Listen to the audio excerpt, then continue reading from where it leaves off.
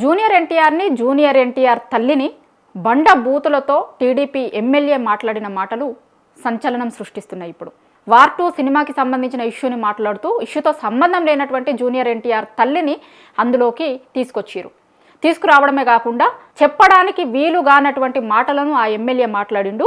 దాని మీద రచ్చ జరగగానే సాయంత్రానికి అది అసలు నా ఆడియోనే కాదు అని, అదొక ఫేక్ ఆడియో అని ఆ ఎమ్మెల్యే చెప్తున్నారు. అయితే నిజంగా అది ఫేక్ ఆడియోనా లేదు అంటే ఆయన మాట్లాడినటువంటి ఆడియోనా అనేటువంటిది పోలీసులు తెలుస్తారు. కానీ ఎవరైనా సరే ఒక ప్రజాప్రతినిధి స్థాయిలో ఉన్నటువంటి వ్యక్తి రాజకీయాలతో సంబంధం లేనటువంటి ఆడవాళ్లను లాగి చాలా దారుణమైనటువంటి భాష మాట్లాడడం అనేటువంటిది మాత్రం క్షమించరానిది. గతంలో ఇదే టీడీపీలో ఉన్నటువంటి టీడీపీ చంద్రబాబు నాయుడు వైఫ్ లోకేష్ తల్లి భువనేశ్వరిని గతంలో వేరే పార్టీ నాయకులు మాట్లాడినప్పుడు అందరూ ఖండించారు.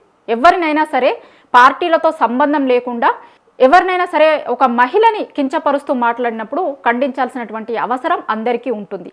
కానీ ఈ రోజు వరకు నిన్న టీడీపీ ఎమ్మెల్యే మాట్లాడిన దాని మీద టీడీపీ వైపు నుంచి సరైన రెస్పాన్స్ రావడం లేదు అనేటువంటిది జూనియర్ ఎన్టీఆర్ ఫ్యాన్స్ చెప్తున్నారు. అయితే చంద్రబాబు నాయుడు స్పందించినట్లుగా కొన్ని వార్తలు వస్తున్నాయి. కానీ ఇప్పటివరకు ఈ ఇష్యూ మీద లోకేష్ కానీ జూనియర్ ఎన్టీఆర్ కానీ ఎవ్వరూ ఈ రోజు వరకు అధికారికంగా స్పందించలేదు.